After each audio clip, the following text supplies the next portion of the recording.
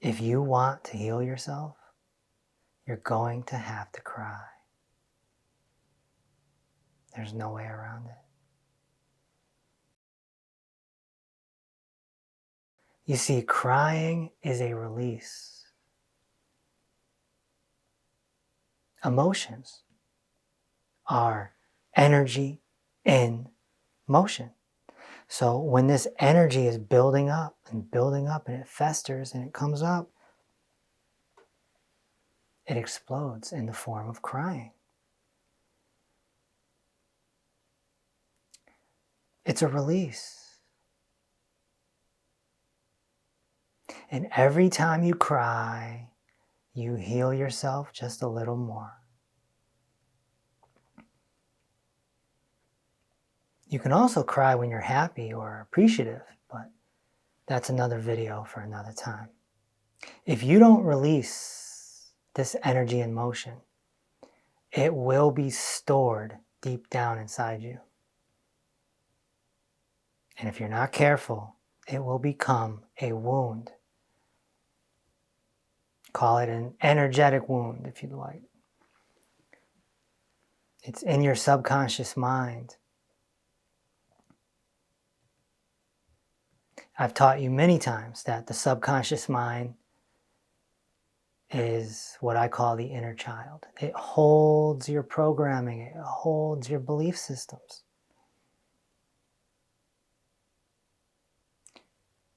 And it will hold wounds. This is where something like PTSD comes in. The inner child can't control itself. It just starts spitting out all this data, and it's not positive data, it's negative data. Like I explained to you in my book, Peace Over Pain, there's two types of thoughts. There's Santa Claus thoughts, and there's Michael Myers thoughts. I'd rather have Santa Claus thoughts than Michael Myers thoughts, but they're both fictional characters. If you have Michael Myers thoughts and they don't stop, and they were triggered by something, it could be called PTSD. And we may have to cry to release. Crying is also good because it throws you into the present moment.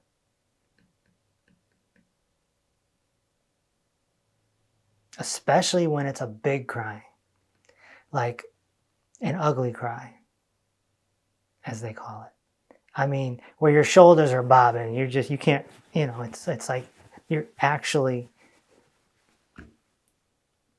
bouncing.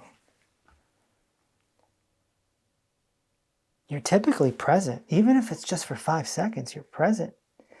And the present moment feels very good because the inner child is shutting up.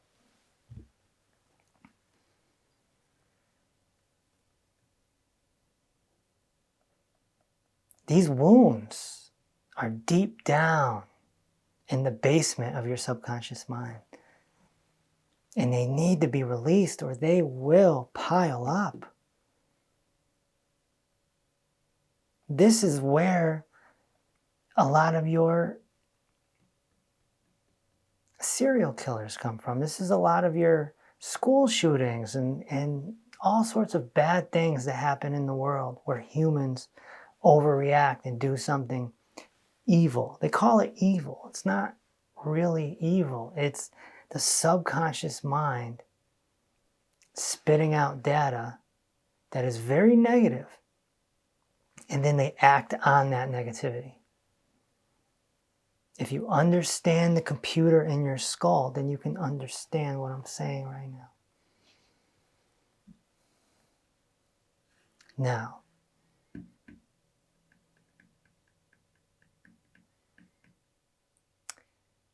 I don't cry much anymore. Although sometimes when someone's giving a testimony on my live show on Tuesdays, I do tear up sometimes because I'm just so appreciative of the work I'm doing, and I'm so happy that the person has healed their pain. and discomfort. But a negative cry doesn't happen with me anymore because I let it all go.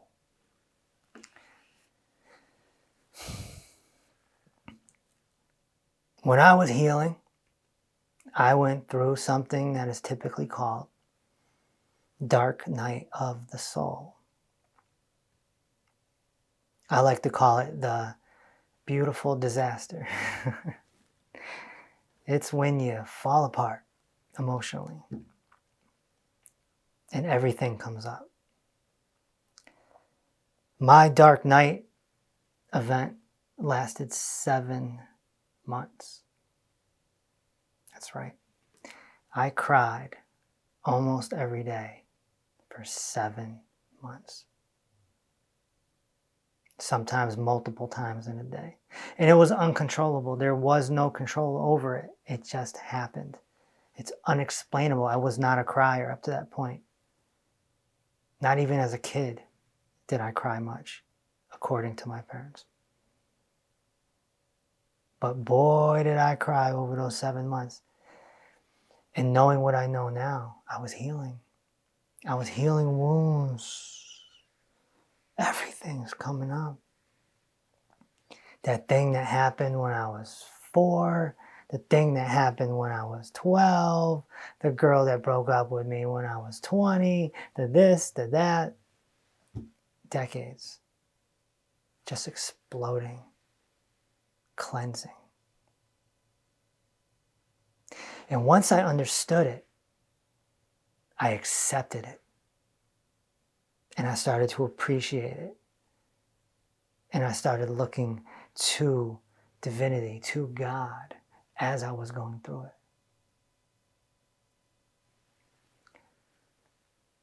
Because I knew I was healing. And once you know that you're healing, once you know you're going through a cleanse,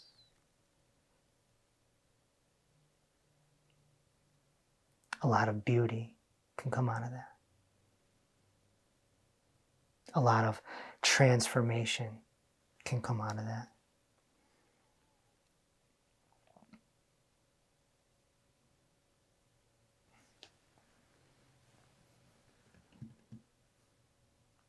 Here's the harsh reality, though.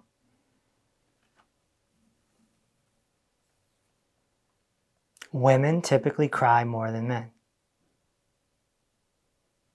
And that's why they're so resilient. Women are extremely resilient. They think they're having a nervous breakdown, but they're not. And 30 minutes later, they're back up and at it because they're crying. And men don't typically cry because they think it's unmanly. So they push it back down. They push it back down into the basement. Notice, most of the bad stuff that happens with human behavior is mostly men. The serial killers, the school shooters, the pedophiles, the this, the that, the this, the that. It's mostly men, right? Just wounded men who are just pushing the stuff all down.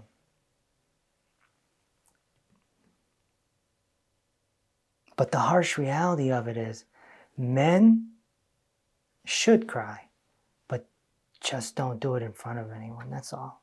That's all. That's what I tell people, because as soon as you start crying in front of others, they view you as weak. It is true. It is true. You don't want to admit that it's true, but it's true. If you're 4 years old and you see your dad crying, violently crying, you're going to think the world is collapsing because that's your dad. That's your protector. That's your provider. So I tell young men all the time, you have to cry. Just don't do it in front of anyone. Excuse yourself. Go to the bathroom. Go to the room. Lock your door. Whatever you have to do. Don't hold it in, but just don't do it in front of anyone. Unless it's a happy cry, you know. It's just a harsh reality.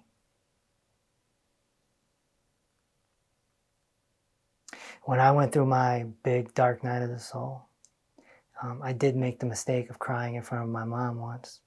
It was a big mistake. Huge mistake. She thought I was cracking up. She's like, Kevin is so strong, and he's a leader, and he's this and he's that, and he's been this alpha guy all these decades, and all of a sudden there must be something wrong. Should I call someone? No. But this is why men can't cry in front of people. They have to escape and cry on their own, or find a brother, find a men's group or something, go to a therapist, whatever.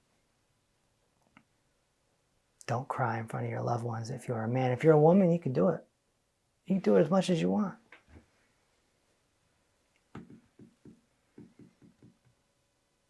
So that's my message for today. Crying heals. Let it go. Let it be released. We have people in our membership that are going through astronomical transformation. And they're going deep within themselves from what I teach them. And you know what? They're going to cry. It has to happen. It has to happen. All this stuff that happened to them, these wounds need to be healed. They need to erupt like a volcano. And they will be thrown into the present moment.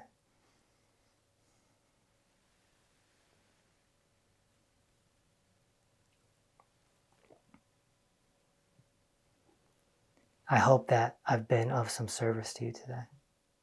If you need me, call drreese.com.